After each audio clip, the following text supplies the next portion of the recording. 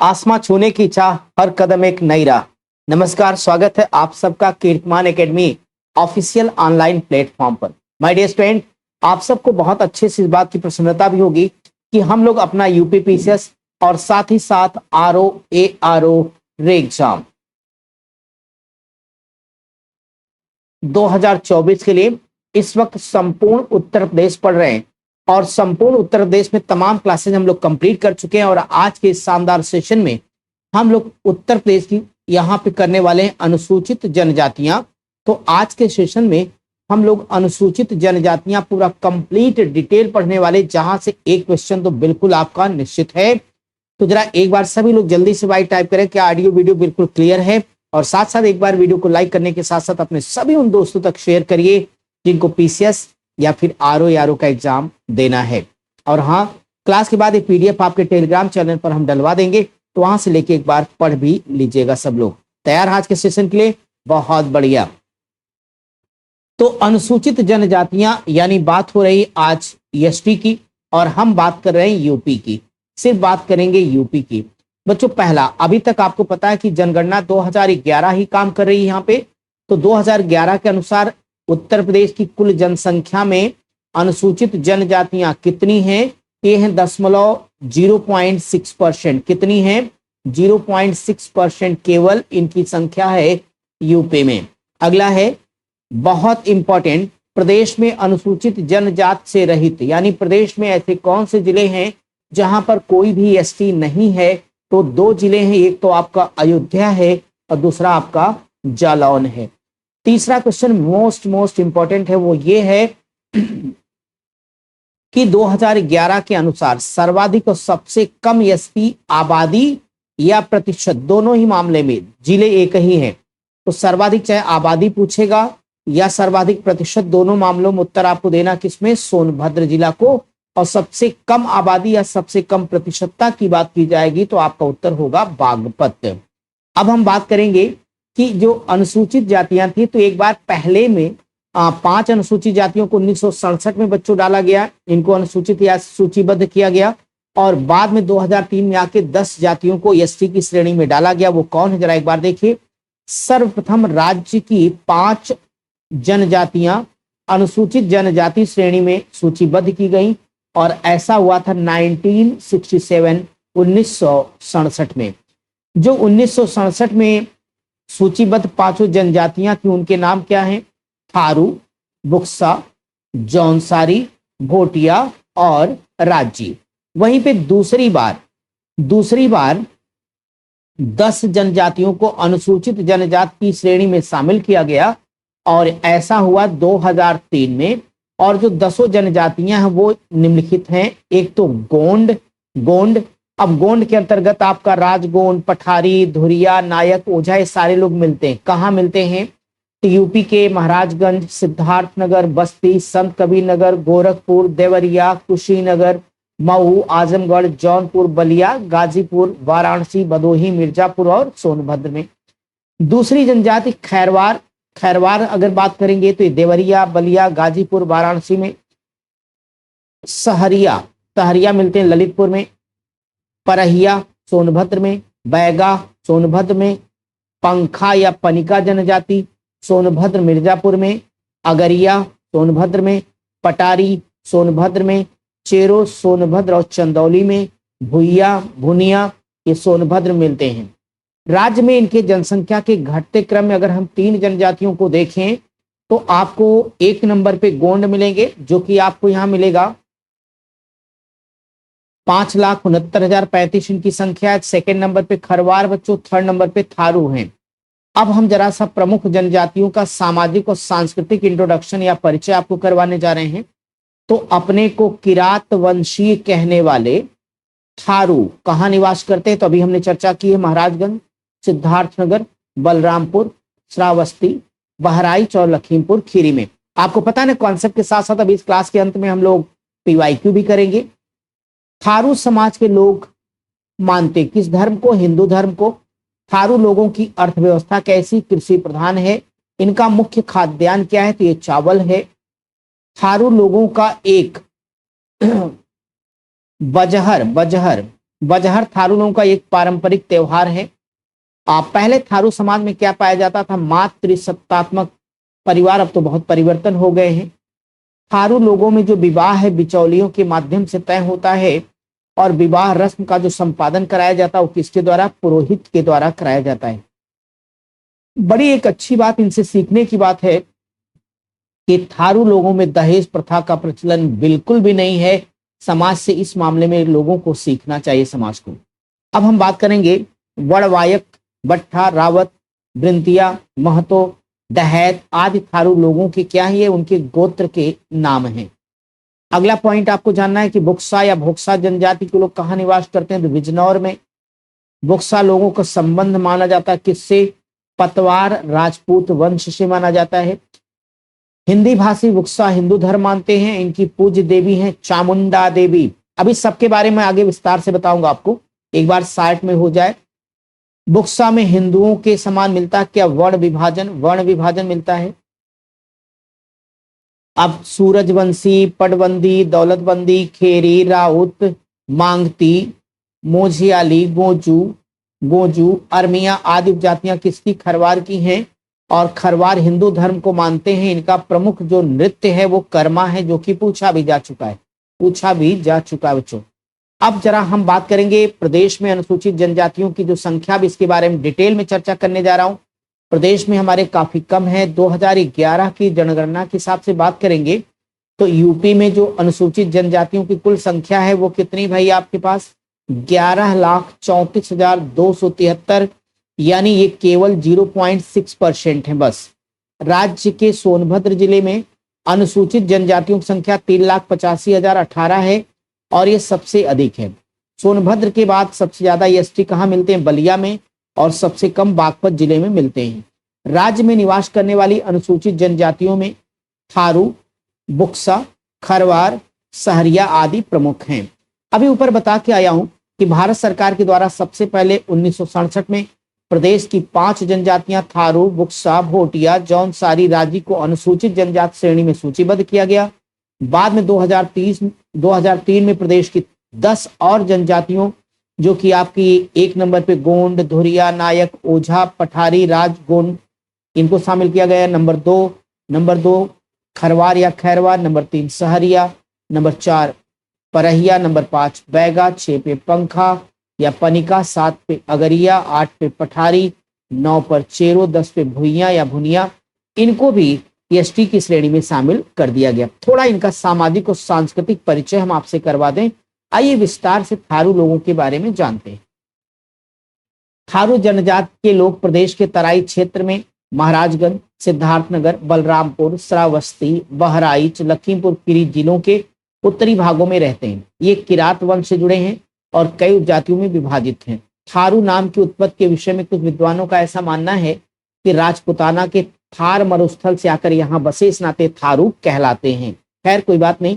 थारू लोग होते कैसे, इनका जो कद है, कद में छोटे होंगे, चौड़ी इनकी मुखाकृति होती है, पीले रंग के होते हैं।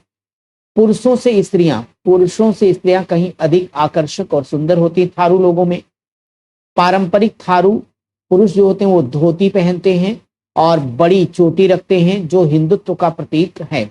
इनका मुख्य खाद्यान्न भोजन क्या है, चावल है। इसके अलावा ये दाल, रोटी, दूध, दही, मछली, मांस भी खाते हैं। थारू जनजाति में पहले संयुक्त और मातृ सत्तात्मक परिवार की प्रथा थी, लेकिन अब तो इन सब चीजों में काफी परिवर्तन हो गया। सबसे बड़ी बात, थारू समाज में विवाह बिना दहेज के होता है और विवाह का जो खर्चा दोनों पक्ष प्रायः मिल करके वहन करते हैं या उठाते हैं। विवाह रस्म का जो संपादन उसे कहते हैं भर्रा, ये पुरोहित के द्वारा कराया जाता है और विवाह के अवसर पर विशेष प्रकार के भोज का भी प्रचलन है। थारू लोग हिंदू धर्म को मानते हैं। इनके अनेक देवी देवता होते हैं। ये भूत, प्रेत, जादू टोना आदि में भी विश्वास करते हैं। ये लोग हिंदुओं के सभी त्योहारों को मनाते हैं। होली के दिनों में ये खूब उल्लास मनाते हैं। यह पर्व फाल्गुन पूर्णिमा से कई दिनों तक लगातार चलता रहता है। अगर इनकी अर्थव्यवस्था की बात करते हैं तो कृषि प्रधान है बच्चों। ये लोग मुख्यतः क्या करते हैं, धान की खेती करते हैं। इसके अलावा दालें, तिलहन, गेहूं, सब्जी की भी खेती करते हैं। इनके मुख्य व्यवसाय की बात करें तो पशुपालन है, लकड़ी कटाई, शिकार, वन्य भूमियों से लकड़ी, जड़ी बूटी, फल फूल एकत्र करना तमाम। बहुत बहुत इंपॉर्टेंट पॉइंट है, लखीमपुर खीरी में एक महाविद्यालय थारू जनजाति के लड़के लड़कियों की शिक्षा के लिए बनाया गया है, और जहां पर बड़ी संख्या में थारू जनजाति के लड़के और लड़कियां शिक्षा प्राप्त कर रहे हैं, साथ ही साथ उच्च सरकारी पदों पर भी ये पहुंच रहे हैं। थारू जनजाति के बारे में विस्तार से जान लेने के बाद अब हम यूपी की अगली एसटी जाति जनजाति बुक्सा के बारे में बात करने जा रहे हैं आपसे। भोक्सा या बुक्सा जनजाति उत्तर प्रदेश के बिजनौर जिले में छोटी छोटी ग्रामीण बस्तियों में निवास करते हैं। अधिकांश लोगों का ऐसा मानना है कि जो बुक्सा जनजाति है, पतवार राजपूत घरानों से इनका संबंध है, तो वहीं पे कुछ विद्वान इनको मराठों द्वारा भगाए जाने के बाद यहाँ आकर बसने की बात भी करते हैं। जो बुक्सा पुरुष हैं, लोगों का कद और आंखें छोटी होती हैं, उनकी पलकें भारी होती, चेहरा चौड़ा होता है, नाक चपटी होती है। इनका मुख्य भोजन मछली और चावल है। इसके अलावा ये लोग मक्का और गेहूं की रोटी, दूध, दही का प्रयोग करते हैं। अधिकांश पुरुषों में मद्यपान की आदत है। कहां पर? बुक्सा जनजाति में। इन लोगों में बंदर, गाय और मोर का मांस वर्जित है, यानी बंदर, गाय और मोर का मांस ये लोग नहीं खाते। इनमें भी सामाजिक स्तरीकरण पाया जाता है। बुक्सा ब्राह्मण समाज में सबसे ऊंचा स्थान रखते हैं। उसके बाद क्षत्रिय बुक्सा, अहीर बुक्सा, नाई बुक्सा आदि आते हैं। गोत या गोत्र इनके समाज की मूल इकाई है। सभी भेदों के बाद भी ये गांव में एक साथ मिलकर रहते हैं, एक बड़ी बात है। विवाह इनके यहाँ पे एक अनुबंध मात्र होता है। मजे की बात है कि पति पत्नी कोई भी किसी भी समय इस अनुबंध को तोड़ सकता है, यानी विवाह व्यवस्था को भंग कर सकता है। इनके परिवार का स्वरूप हिंदू समाज के ही समान है। अधिकांश संयुक्त तथा विस्तृत परिवार है, साथ ही केंद्रीय परिवार भी देखने को मिलते हैं। हालांकि अब इसमें भी धीरे धीरे क्या हो रहा है, परिवर्तन हो रहा है। तो ये लोग महादेव, काली माई, दुर्गा लक्ष्मी, राम कृष्ण की पूजा करते हैं। काशीपुर की चामुंडा देवी इनकी सबसे बड़ी देवी है। इनके व्रत और त्योहार हिंदुओं के समान ही होते हैं। इनकी बिरादरी पंचायत जो प्रमुख राजनीतिक संगठन है, समाज में न्याय और शांति व्यवस्था बनाए रखने के लिए उत्तरदायी होती है। वहीं पे बिरादरी जो पंचायत है, ये 4 स्तरों में बटी है, जिनमें सर्वोच्च अधिकारी तखत, मुंसिफ, दरोगा और सिपाही के नाम से जाने जाते हैं। गांव की पंचायत के 3 स्तर होते हैं। इसमें एक सरपंच है, ग्राम पंचायत का सभापति है और मुखिया होगा। कृषि के अलावा बुक्सा जनजाति के लोग गाय, भैंस, बकरी भी पालते हैं, जिनका दूध भी ये प्रयोग करते हैं। अब हम जानेंगे अगली जनजाति खरवार या खैरवार के बारे में। ये प्रदेश के मिर्जापुर, सोनभद्र, देवरिया, बलिया, गाजीपुर जिलों में खरवार जनजाति के लोग मिलते हैं। ये अपने आप को रोहतास से आया हुआ और सूर्यवंशी मानते हैं। इनकी पारंपरिक आर्थिक गतिविधियों में कृषि, पशुपालन, शिकार आदि शामिल है। कुछ इतिहासकारों का ऐसा भी मानना है कि खरवार कत्थे के व्यापार से जुड़े रहे हैं। इनकी कुछ उपजातियों में सूरजवंशी, पटबंदी, दौलतबंदी, खेरी, राउत, मौगती, मोझयाली, गोजू, आर्मिया आदि हैं। ये शरीर से बलिष्ठ और बहादुर होते हैं। इनकी वाणी में कर्कशता अधिक होती है और किसी शब्द का उच्चारण जरा ये खींच कर किया करते हैं, इनकी पहचान है। ये हिंदू धर्म के रीति रिवाजों का पालन करते हैं। ये लोग बघउश, बनसत्ती, दूल्हा देव, घमसान, गोरैया, शिव, दुर्गा, हनुमान आदि देवी देवताओं की पूजा करते हैं। वहीं जंतुओं में नाग देवता की भी पूजा करते हैं। इस जनजाति के लोग मांसाहारी और शाकाहारी दोनों प्रकार के होते हैं। प्रारंभ में ये लोग जंगलों में रहते थे, कृषि, पशुपालन, लकड़ी काटने का काम करते थे, लेकिन अब सरकार द्वारा इन क्रियाओं को प्रतिबंधित कर दिया गया है, जिसके कारण मजबूर होकर के ये लोग अब भिक्षाटन का काम कर रहे हैं, क्योंकि इनके पास कृषि के लायक जमीन नहीं है। कभी कभी इन्हें बंधुआ मजदूरों का जीवन भी बिताना पड़ता है। My dear student, Uttar Pradesh जो प्रमुख जनजातियां थी उनके बारे में एक बार हमने आपको शार्ट में बताया, फिर विस्तार से हमने उनको सारी चीजों को बताया।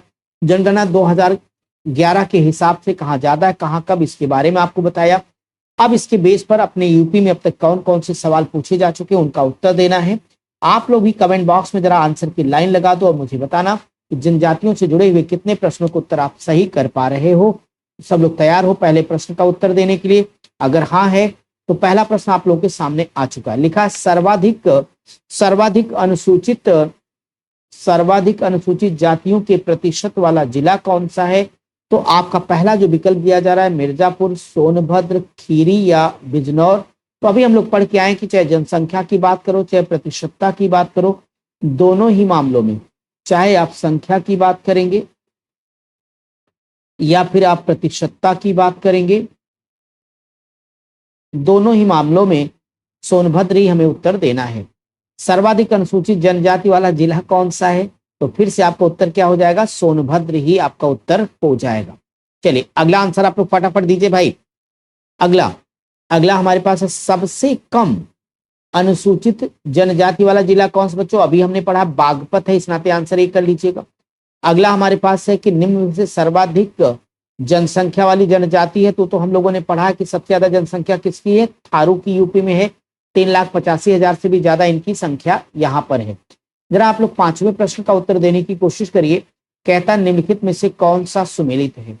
सुमेलित होने के लिए पहला विकल्प दिया गया खरवार ललितपुर में, भोक्सा बिजनौर में, बैगा बहराइच में, थारू बाराबंकी में। बच्चों आप सबको यहाँ पता है कि भोक्सा बिजनौर की जनजाति है, सो आपका आंसर विकल्प बी हो। चलें अगले सवाल पर। केंद्र सरकार द्वारा प्रदेश की 10 नई जनजातियों को कब सूचीबद्ध किया गया? तो एकदम फैक्ट बेस है, आपका 2003 में किया गया। और 5 को कब किया गया बच्चों? तो आपको याद है कि 1967 में 5 को किया गया था।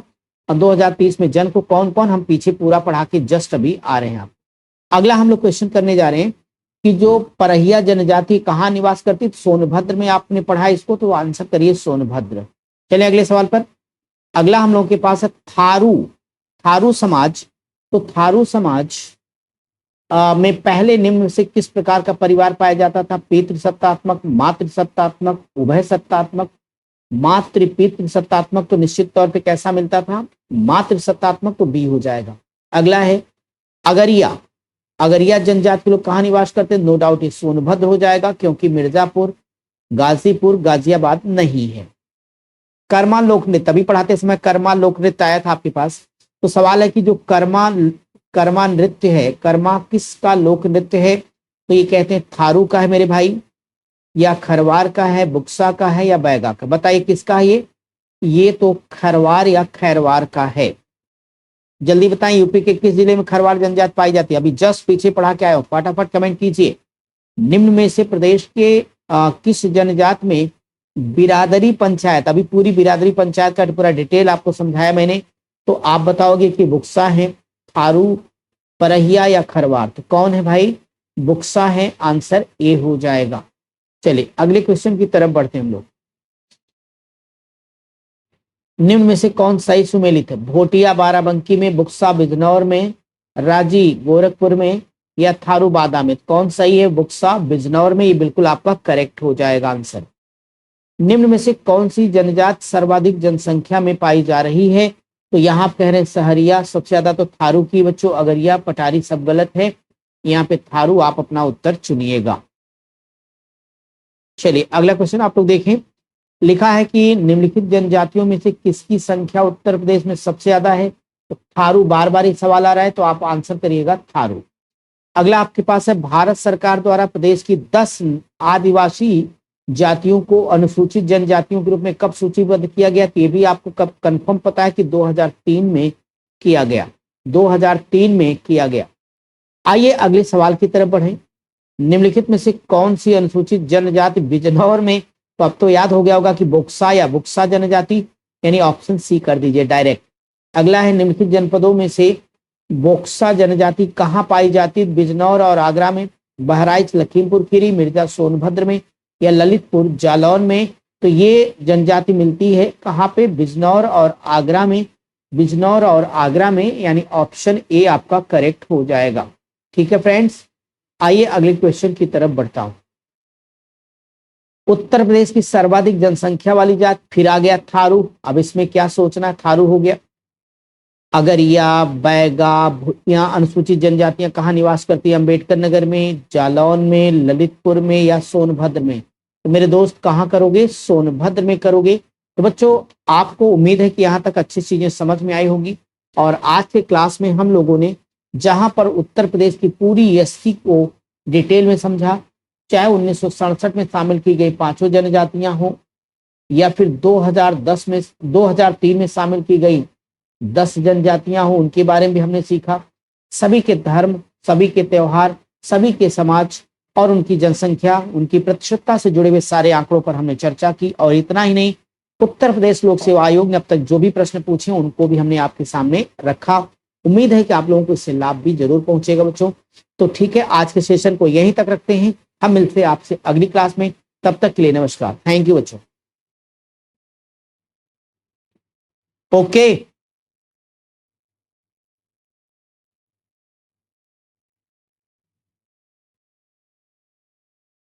ठीक है, अगली क्लास में मिलता हूं बच्चों।